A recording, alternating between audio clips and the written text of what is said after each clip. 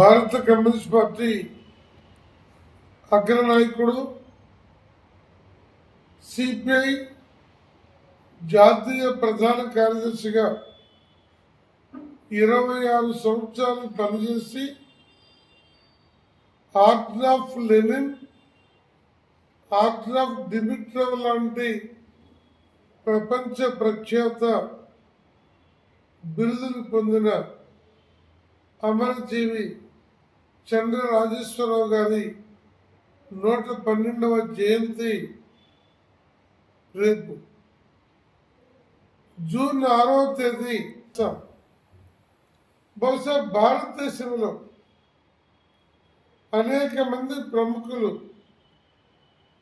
భారతరత్న కోసం అడుగుతూ ఉంటారు.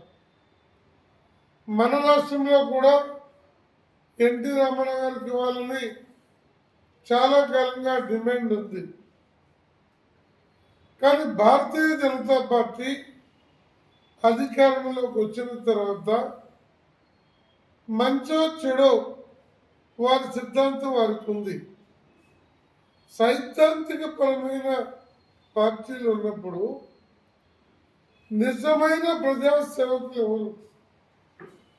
మన దేశ పురోభివృద్ధికి, సామాజిక ప్రగతికి, ఆర్థిక పారిశ్రామిక వ్యవసాయ అభివృద్ధికి, నదులు, ప్రాజెక్టులు, వాటి మీద ఒక ప్రణాళిక ఇచ్చిన వ్యక్తులు ఎవరు అంటే అందులో కామ్రేడ్ చంద్రరాజేశ్వర గారు ప్రథములు.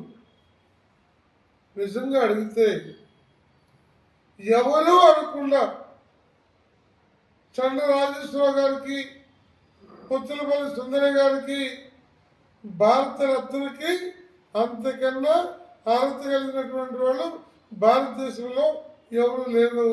ఇటీవల సచిన్ టెండూల్కర్ గారు కూడా ఇచ్చారు.